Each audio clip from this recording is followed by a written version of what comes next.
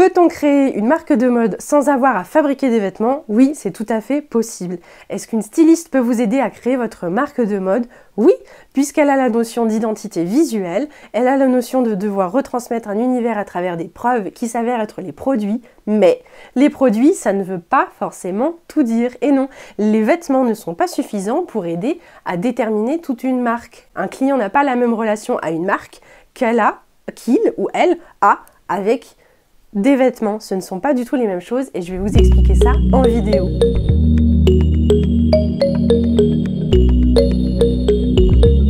Grâce à cette vidéo, à la fin, vous saurez différencier le « je m'occupe de ma marque de mode » du « je m'occupe de mes vêtements à créer ». Pour cela, je vais vous expliquer ce qu'est une marque, et puis les vocabulaires, et puis la gestion d'une marque, et ça de façon très rapide et facile. Et puis à côté, je vais vous donner 2 exercices très rapides et très faciles aussi pour vous permettre de savoir où vous en êtes dans la gestion de votre marque et de votre collection. C'est parti! Une marque de mode, c'est se poser beaucoup de questions. Déjà, on la crée, on la gère, on la fait grandir, on la fait évoluer et on choisit son chemin. Oui. Ensuite, il y a ses composants, oui, il y a ses composants graphiques, mais une marque, ça se voit aussi à travers le packaging, à travers le son sur Instagram pour les stories ou pour les réels, à travers le parfum qu'on met sur les colis quand on envoie depuis sa boutique. Ça peut être quelle collaboration on fait quand on grandit petit à petit sa marque avec d'autres petites marques ou des plus grandes marques. Est-ce que c'est pertinent ou pas? Quel positionnement sur le marché? À quel stade de notoriété j'en suis? Est-ce que je suis connue, reconnue, carrément notoire, hyper connue, peu importe? Et puis, est-ce que les gens comprennent bien la marque vers là où je veux les amener? Donc, est-ce que je pourrais pas aussi mener des enquêtes? Quelle stratégie je vais faire si jamais je veux revendre ma marque? Parce que oui, une marque, ça se revend. Voilà, c'est déjà un petit aperçu du métier de brand manager, normalement. Il y a un mot en français, ça doit être gestionnaire de marque si on traduit littéralement. Mais en tout cas, dans la vidéo, je vais vous expliquer un peu plus tout ça.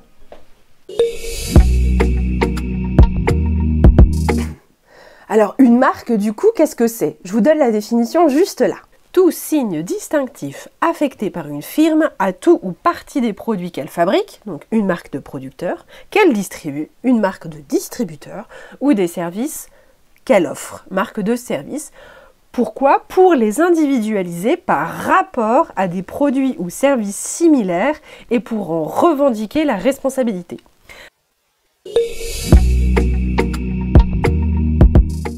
Et oui, un client n'a pas du tout la même relation avec une marque qu'avec le produit. Et le produit ne fait pas la marque. Pour le client, la marque, un signe, ça va être une façon de se repérer. De se dire, oula, mais moi j'ai aucune capacité à comparer. Attends, là j'ai un t-shirt blanc, je vais regarder mon t-shirt blanc actuel, c'est quelle marque? Ah ouais, ah bah alors lui il est comme ça, je vais comparer avec l'autre, ah bah lui il est pas comme ça, lui il pas du tout, non, mais il est différent. L'être humain a besoin de se repérer, il va toujours aller chercher sur quelque chose qu'il sait déjà, plutôt que quelque chose qu'il va savoir. Donc, une marque, pour le client, c'est savoir se repérer, savoir être reconnu par les autres, c'est souvent le cas des marques de luxe, la notion de groupe d'appartenance, toi-même tu sais. Si tu sais pas, c'est parce qu'en fait, les gens, ils adorent être en groupe, parce que l'être humain est fait pour être en groupe, parce que s'il n'est pas en groupe, il ne survit pas. Il est rejeté du monde et il va vivre tout seul dans la forêt, ce qui est difficile. Pas impossible, mais difficile. Ensuite, le client, il aime la marque parce que pour lui, c'est un gage de qualité. Et oui, on est plutôt en train de dire que ce n'est plus le cas maintenant, hein, parce qu'il y a des produits juste, c'est x10 avec un branding justement de malade qui se dit de qualité, mais en fait, le t-shirt blanc, il est naze. Mais genre nazibus, naze de nouse.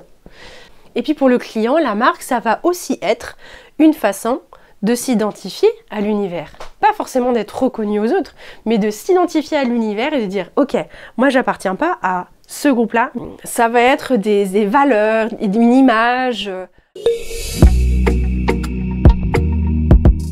Maintenant, si on regarde un client qui veut acheter un produit, en particulier un vêtement, ça va être très simple. Un vêtement, c'est parure, pudeur et protection. Ça, je l'avais appris dans un vieux livre et je trouve que c'est essentiel parce qu'on s'y retrouve au moins sur les 3. Qu'importe la culture, qu'importe la langue, qu'importe le pays, qu'importe où l'on est, c'est toujours parure, pudeur et protection.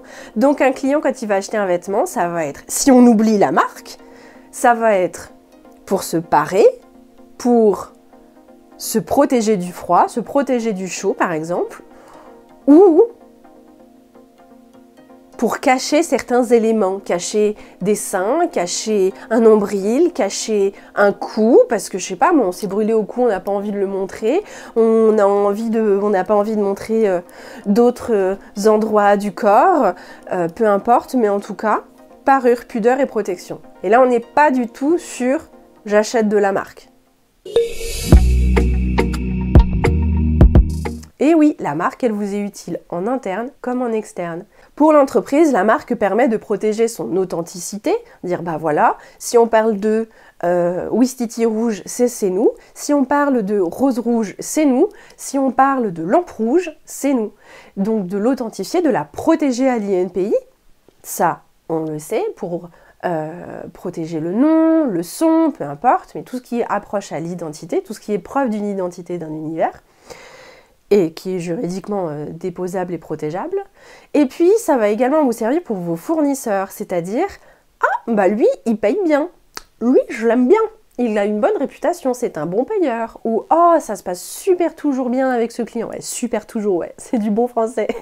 Ça se passe toujours super bien avec ce client, il est très agréable, l'équipe, elle a l'air vraiment bien, etc. Cette marque, elle est chouette. Et puis le fournisseur, il peut aussi vous dire « Ouais, j'ai cette marque-là, je vais la mettre dans mon portfolio en tant que client et vous allez voir que ça va nous ramener plein d'autres petits bébés parce que ce client, il est reconnu dans ce marché-là. Ou il a telle valeur et ces valeurs correspondent également aux valeurs du fournisseur. Quand on rentre vraiment dans le cœur de la vidéo, c'est le territoire de marque. Le territoire de marque se définit par une étendue, une crédibilité et une protection juridique. C'est-à-dire une étendue, c'est la largeur de l'offre qui est constituée et que vous proposez au client. La crédibilité, c'est dans la tête du client, est-ce que c'est crédible de faire ça et ça sous le même nom? Et puis il y a évidemment la protection juridique. Est-ce que vous la protégez juste en France? Est-ce que vous la protégez que dans 3 classes? Est-ce que vous la protégez en Europe? Est-ce que vous la proposez sous 4 ou 6 classes? Ou est-ce que carrément vous protégez aussi des variantes de logo pour être sûr que il n'y a pas moyen de vous copier, quoi. Vraiment, il n'y a pas moyen. Ça, c'est le territoire de marque, mais je vous donne un petit peu plus de détails juste après. Ce qui est typique dans certaines entreprises, où vous vous rendez compte qu'il y a plein de noms différents pour la même entreprise, ou comme par exemple chez Danone, ou quand Nespresso fait partie en fait de Nestlé. Ce sont des portefeuilles de marque. Et oui, j'ai envie de vous expliquer un cas concret. Peut-être que vous le connaissez déjà, c'est Bic. Bic, connu pour ses stylos, ses rasoirs, oui, a un jour voulu vendre du parfum. Est-ce que ça match dans votre tête, Bic, parfum? Eh ben non, ça a fait un gros flop. Résultat, je vous en parle et je rigole de Bic. Qu'est-ce qui s'est passé là-dedans? C'est qu'ils ont fait une erreur. Alors ça peut être une erreur parmi tant d'autres. Il y en a encore d'autres dans la salle de marketing qui se sont posé la question il y a quelques années déjà. Mais on sait que c'est une étude de cas classique en marketing. Bic a foiré son coup. Bah ouais, il a foiré, pourquoi? Imaginons Philippe. Philippe, c'est quelqu'un qui a créé une marque de pantalons de rando. Pantalons de rando, les clients adorent et ils le lui rendent bien. Il a une envie folle, pour le cœur ou pour l'argent, pour ramener de la trésorerie dans son autre entreprise, peu importe les arguments, en tout cas, il a envie de créer une marque de parfum à la cerise. Pas au feu de bois, à la cerise, précisément. Oui, et oui, il s'appelle bien Philippe, me demandez pas pourquoi. Est-ce que là, ça vous dit déjà un truc bizarre ou pas? Est-ce que vous dites c'est compatible ou pas? Est-ce que ce serait pas plus compatible si Philippe, qui vend des pantalons, pourrait pas aussi vendre des ceintures? Ceintures de pantalons. Là, on se dit ça pourrait être cohérent. Ça marche mieux, non? Ou alors c'est propre à moi. Faut faire des focus group, faut tester. C'est là le but de l'enquête qualitative en marketing. Faut tester avec les clients concernés. Mais, qu'est-ce qui s'est passé avec Bic? Bic a foiré son coup parce qu'en fait, dans la tête des gens, les stylos, les rasoirs, ça va certainement pas avec les parfums. Et là, gros flop. Ils auraient pu faire quoi? Changer de nom. Et oui, c'est ce qui se passe. Quand vous avez Philippe qui fait ses pantalons de rando et que sa volonté de créer des bougies à la cerise ne sont pas compatibles, dans la tête des gens, il vaut mieux qu'il y ait l'univers de pantalon de rando qui reste là-dedans, avec son champ sémantique, avec ses preuves identitaires, avec son identité. Et il y a une nouvelle identité à créer pour les bougies à la cerise. Et si on fait le lien entre les deux, compliqué pour le client si on fait le lien dans sa tête. Il va se dire « Oh là là, j'ai toujours pas compris », mais au moins, c'est pas tout à fait la même chose. C'est la même entreprise qui empoche l'argent, c'est le même cerveau, mais ça, le client, il a du mal. Une marque, ça se vend tout comme une entreprise se vend. Parfois, votre entreprise vaut rien, mais par contre, votre marque, c'est du béton. Et vous vous dites, bah, je vends ou je loue. Mais vous pouvez aussi la vendre. Et ça m'est arrivé, j'ai connu des gens qui vendaient leur marque. Quand ils arrivaient à la retraite, ils vendaient le portefeuille client, on va dire. Parce qu'en fait, les clients se disaient « Ah, bah ceux-là, je les connais sur la région de Lyon, pour faire tel produit, ils sont pas mal quand je veux faire tel contexte. » Donc en fait, vous avez déjà une certaine notoriété. Et oui, ça ne veut pas dire une notoriété de malade, mais une notoriété qui est assez reconnue par la personne qui l'achètera. Une marque, ça peut donc se vendre. Alors justement, Pulpistache, quelles sont les façons de valoriser sa marque? Vous pouvez soit étudier le chiffre d'affaires réalisé jusque-là, vous pouvez aussi voir la possibilité des profits futurs qui s'annoncent pour la marque, si elle est encore toute neuve, une innovation, une évolution potentielle. Vous pouvez aussi voir le positionnement sur le marché, c'est-à-dire que la marque, elle est très bien positionnée, ça marche très bien avec la clientèle qu'il a en tête, l'image perçue, ça c'est quelque chose de bien installé, même si le chiffre d'affaires fonctionne un peu moins, imaginons. Il y a aussi une stratégie qui est de dire j'achète la marque parce que c'est une concurrente directe et j'ai pas envie qu'elle me saoule, j'ai des sous pour l'acheter, elle va mal, ou j'ai l'occasion de, ou je vais lui proposer un très très gros billet et ce sera toujours moins cher de racheter mon concurrent que de continuer à vivre avec. Donc là, vous avalez votre concurrent en achetant la marque par exemple. Vous avez les marques qui sont en quête. Donc ce sera votre cas quand vous démarrez, en quête de reconnaissance ou marque de niche. C'est-à-dire marque de niche, ça va être, sur un marché de niche, c'est un marché qui sera tellement petit, tellement spécifique que de toute façon vous êtes 4 entreprises et vous retenez les 4. Donc vous allez être en quête. Vous n'allez pas être reconnu. Donc je vous vois déjà venir ceux qui disent moi je vais créer ma marque et comme je vais mettre à fond sur ma marque, les gens ils vont acheter que mon branding. En fait, ça va pas être que ça. Va falloir travailler là-dessus un peu plus. Et ça va pas être tout de suite non plus. Donc la marque, elle est en quête. Ensuite, vous avez la marque, est-ce qu'elle est reconnue? Est-ce qu'ensuite la marque, elle est connue?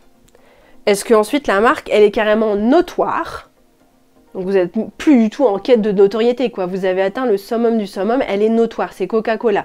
Les gens vous citent quand ils ont soif de soda. Les gens, vous n'avez même pas besoin d'assister les gens à dire tu sais, la bouteille rouge, ça commence par un C, ça ressemble un peu... Non, c'est Coca-Cola. Donc, vous avez la marque notoire. Et il y en a qui disent que le summum de la marque notoire, c'est la lexicalisation. Je ne sais pas si c'est le summum ou pas. Pourquoi? Parce que quand vous avez votre mot, votre nom de marque qui devient en fait le nom du produit que vous avez créé, genre sopalin par exemple, ou en Espagne le pain de mie c'est bimbo, c'est un petit lapin blanc. Oui, c'est pas bimbo de bimbo. Eh bien, ou frigidaire. Frigidaire, ce sont des noms de marque et maintenant on parle de frigo, de frigidaire. Le fait que ce soit lexicalisé veut dire que c'est rentré en masse dans le lexique des gens, mais est-ce que ça fait de vous une notoriété qui est encore à pousser, où les gens vont se dire encore c'est Sopalin qui s'occupe du meilleur sopalin? Il est plus dans le même tiroir dans la tête des gens? À méditer. Vous pouvez aussi me dire, oui mais Pulpistache, quand on crée sa marque de mode, généralement sur ce marché-là, on fait son nom, son prénom, et le créateur, c'est l'univers de la marque de mode. Oui et non, parce que vous avez raison de ce cerveau, il y a des dessins qui sont faits, et ces dessins, ils correspondent à une marque de mode. Mais ça peut être totalement différent. Vous pouvez être par exemple Karl Lagerfeld et vous occuper de Chanel, de Fendi et de Karl Lagerfeld. Et ça, il y a des gens au Met Gala, avouons-le, ils n'ont pas tous compris la différence entre Chanel et Karl Lagerfeld, mais soit. Ensuite, vous avez la possibilité de revendre votre marque. Et oui, c'est pas parce que à un moment où vous êtes créateur, vous allez disparaître que votre marque va disparaître avec. Et non, il y a ce qu'on appelle des belles endormies. Ce sont des marques qui existaient, je sais pas, dans les années 70, 80, et là, oh, soudainement, elles réapparaissent. Bah oui, alors que le créateur est déjà parti. Il y a une dissociation qui sera faite entre le créateur et la marque. Ça s'appelle de la stratégie de marque, justement. Ça n'a pas empêché Dior de continuer, même si le créateur est mort assez tôt dans la création de la marque. Pas du tout. Yves Saint Laurent, pareil. Balmain, pareil. Bref, vous voyez où je veux en venir. Je vous propose de faire un exercice. Un exercice assez simple où vous avez 3 colonnes. Il y a une colonne, c'est la marque. Une colonne, c'est vos vêtements, la collection. Et une colonne, c'est les critères. Comme critère, le premier, vous allez mettre nom. Le nom de la marque et le nom du vêtement. À quoi fait penser le nom de votre marque et à quoi font penser les noms de vos produits, de vos vêtements. Et ça, vous pouvez demander au client. Ensuite, au client, vous lui demanderez aussi, quand tu vois les images des vêtements, à quoi ça te fait penser? Quand tu vois les images de la marque, à quoi ça te fait penser? Troisième critère, vous demandez à votre client, quand tu regardes les collections, donne-moi des vocabulaires, des noms, un champ sémantique. Et pareil pour la marque. Normalement, au tout début de la création de votre marque, ça va ressembler beaucoup entre les 2 colonnes, vêtements et marque. Et petit à petit, ça va se distinguer. Il y a les marques qui vont, les descriptifs un peu des marques qui vont rester ou qui vont évoluer. Et puis, les collections, ça va être changeant. C'est là où vous allez vous rendre compte, j'ai donné le bon ton, j'ai bien réussi à retranscrire mon univers pour les vêtements. J'ai bien retranscrit l'univers pour ma marque. Et c'est comme ça que vous pouvez vous rendre compte. C'est un petit exercice. Ça implique de demander au client. Vous pouvez aussi le demander juste à 4 personnes, enfin peut-être plutôt 10 ou 8. Mais voilà, si ça vous aide et que ça vous rassure parce que vous êtes concentré là-dessus, voilà un exercice tout simple. Il y a aussi une différence entre une marque et un vêtement. Et il y en a une grande. Et celle-là, on la néglige souvent. Le facteur temps. Le facteur temps, il est important. Pourquoi ? Parce que quand vous créez votre marque, vous avez besoin de temps. C'est la récurrence de l'univers, c'est la récurrence de... C'est le temps de prendre le temps, le temps de prendre le temps, de créer sa marque de mode, de créer toute une histoire qui entoure votre projet, votre entreprise, la vente des produits, etc. Et concrètement, la marque peut vous enterrer, hein, c'est possible. Hein. Non, c'est un peu froidement pensé, mais la marque peut vous enterrer, sachez-le. Et oui, une marque, elle est renouvelable tous les 10 ans, mais ça peut aller jusqu'à plus de 100 ans, je crois bien. Alors qu'un vêtement, bon, espérance de vie, 80 ans. Vous enlevez 15 ans, parce que quand vous êtes ado, vous continuez de grandir. J'oublie le moment où vous avez pris du poids parce que ça allait pas bien, ou juste parce que vous aviez envie de prendre du poids, ou juste parce que c'est la life et puis c'est tout. C'est toujours la marque qui gagne. Donc la marque reste et le client, il s'efface. Et le vêtement s'efface aussi. C'est un classique quand il y a des marques qui commencent à vieillir et qu'il faut qu'ils rajeunissent la marque. Et du coup, ça donne quoi? Ça donne souvent en communication des mamans avec leurs enfants. On change de génération, on essaye de choper la prochaine génération qui a la capacité d'achat aussi. Peut-être. Pensez-y la prochaine fois que vous voyez un duo comme ça sur une pub.